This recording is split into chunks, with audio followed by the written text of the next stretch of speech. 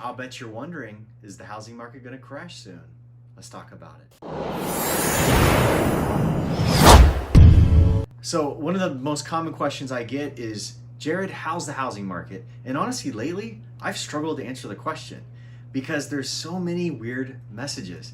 And as I poured into the housing data, the data told me the same thing. It told me what I was struggling to see on my own. The stock market's cruising nearly 30,000 points, yet there still seems to be just an underpinning of economic worry. But let's dive right in. One of the indexes that I watch very closely is the Fannie Mae Home Purchase Sentiment Index. And one of the common themes amongst buyers and sellers is a high percentage of economic concern. And that index talked really about not how they were concerned about their house and will their house go down. A lot of that was positive, but a lot of the questions that were asked about how is your income or how will your financial stability be in the future, there were several questions where the month-to-month indexing climbed, where people are more concerned, but yet it's a mixed bag. FHA mortgage delinquencies towards the end of summer were hitting record highs, amount of people that were missing payments on FHA loans.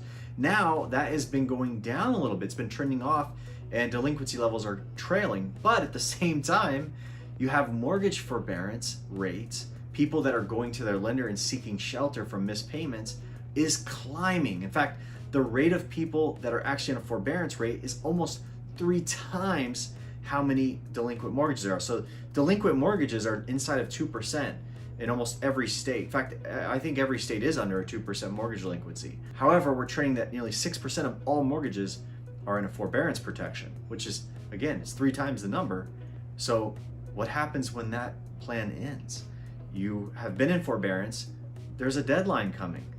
That could trigger some more inventory of people actually needing to sell. But that has not happened yet because inventory, at least in Central Florida, is incredibly tight.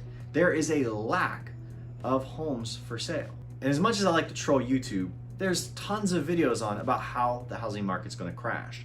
I mean, it's the perfect clickbait, so it's being published. However, if you go to the Fannie Mae Home Purchase Index sentiments, the actual people on the street are saying, no, we think this is actually going to keep going up next year. Interest rates are low. There's a lot of people that aren't selling. So there's just not a lot of homes to choose from, yet buyers are raging to get in. It's really kind of driving the perfect storm of market prices. Let's look at the health of the Central Florida housing market. Now, the data I'm going to drive through is literally all of Lake County and Orange County. If you're in a different county, it's very likely that your housing data will very closely mirror these numbers. But listen to this. In these 2 counties, the expired listings for the last 30 days is 70% below what it was a year ago over the same 30-day period. That's incredible. If you're not aware, an expired listing, that is what we consider to be a failed sale. It's a seller that's been on the market for 4, 5, 6 months, a year even, and they failed to sell and it came off the market. Now, why do we have expired listings?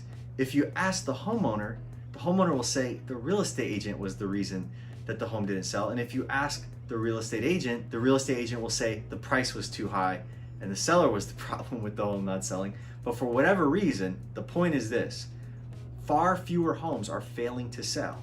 That means even if your agent bumped out of real estate school, there was a high chance that they didn't screw it up. And even if they did screw it up, the market was so hot it covered for a multitude of sins. That means the number of properties that sold in the last 30 days, there were fewer of them than a year ago. You say, well, Jared, how is this? You told me that the market's really hot and that everybody has a higher chance that they're gonna sell and succeed at it. Then why are there fewer sales? Because there's less inventory. I think the number one thing stalling the market right now is there's not enough homes for buyers to buy. That's the reality you'll see as I reveal more of this data. This makes my point about how hot the market is. Get this. Based on the current trend of how many homes are sold in Lake and in Orange counties, that if no other homes hit the market for the next 45 days, that's all the time it would take to sell off every active home, okay? So let me repeat that. If you have the active homes that are for sale for buyers to choose from, it's an active home, it would take just around 45 days time if no other sellers put their homes on the market against the current homes, for all the current homes to completely sell off the market. That's the rate of how fast those homes would be absorbed. That is a very, very hot market. Now, the true rate of active supply, that's not really what we would consider to be true months of supply. When you factor in just active homes, when you factor months of supply, you really should consider how many active homes and how many homes are under contract, because those homes have not sold yet. So if you consider the true number, okay, if you take the active plus homes under contract, there's actually around 3 months of supply. Not to confuse you, what that means is if you take the active homes that have no offers on them or they're not under contract yet, and you have the homes that are under contract, if you add those together, that bigger number, okay, against how many homes sell a month in Orange and Lake, it would take around 3 months for all of that stuff to sell. The end result that you need to know is we had fewer sales in the last 30 days. We had fewer sales because what's left on the market, that little bit of supply that would take 45 days to sell through, I'll tell you, a high percentage, if it didn't move in the first 30 days, it just means the market has turned it down. It's just not the cream of the crop. Maybe it has a pricing challenge or condition and price combined. Or the seller has a long-term selling strategy, and there's nothing wrong with that either. The bottom line news about the housing market right now, it is hot. If you're a seller and your home is positioned correctly, it's gonna sell quickly. If you're a buyer, you need to understand that you will face multiple offers in certain pockets if you are searching in a high demand area of the market. And if you are a buyer, man, buyers that are renting right now, listen to me.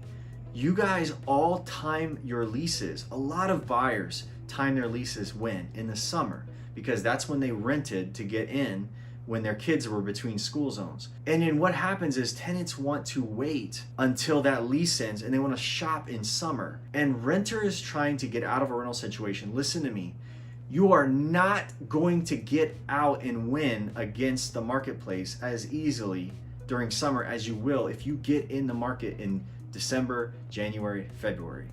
Once like late February hits, it's incredibly hard odds for you to get. Look, if you're a buyer and you currently rent a home, what this means for you, don't wait till summer, okay? Get out and buy before early spring, because once the market gets hot, you're not gonna get in. Listen, if your lease ends in the summer, find a way to break. There's things that can be done. If you wanna call us, text, email, we can show you ways to get the seller to carry the cost of your lease break. Those are opportunities. But as far as this is concerned, don't wait. And you can buy with whoever you want. This is the advice I want my own family members to know if they were in your position. You do not want to try and fight the market getting out of a lease as a buyer. Sellers, you got it made. You can sell when you're ready and you can set the terms and you're good to go. So with all that, there's been a lot of other data. I'll speak to a couple things. If you are a real watcher of real estate, some things you might have noticed recently is there was a Department of Justice settlement that was reached with the National Association of Realtors. What that came down to is the DOJ really felt that there was a lack of transparency on the buyer's side of the business. And what the settlement will result in, I would say the most impactful thing in the business is I think that it will not be too awful long before you see online portals displaying what the real estate broker makes on the buyer side. Okay, so as I repeat that. So let's say you're searching on Zillow. I think one day you're gonna log into Zillow, look at houses, or any other website portal for that matter, and looking at homes as a buyer, you're gonna see what the buyer's agent is making on each of those listings. So that's taking place. There is some other things that I think aren't going to impact the marketplace as much, but that's interesting. I would love to hear what my peers think about that. My personal take is that there's going to be a massive squeeze on buyer's agents. There's going to be a massive squeeze on brokerages. I think there's going to be less revenue for brokerage as a result of that, which means lower cost of sale into the transaction, which means the consumer will get the net gain of that, which is just a reality. But I think there's definitely going to be a squeeze on buyer's commissions. I think there will probably be a squeeze on buyer agency, because I think right now buyer agency is set up and it's run systematically where it's very easy for businesses to be built where, hey, here's a buyer, take them out, make the deal, make the sale, close it, split the monies. And there's enough money in there to be doing things like that, but I think the commissions are going to come down the buyer side. The bottom line for me, I think that as a result of this particular thing, I think within 2 to 3 years, you're going to see the average buyer side compensation cut by 50%. I'm on video for saying that, okay? I think it's going to come down 50%. So that will be a buyer broker fee cut. Now, here's the deal too. I don't think listing agents are immune. So I also believe that there's going to be a cost takedown on both sides. But you got to understand right now what's going on is there's a lot of tech involvement in these complaints. You've got a company right now that just filed suit against Oregon for not allowing them to give back half of the buyer commission to the buyer. So I'll repeat this.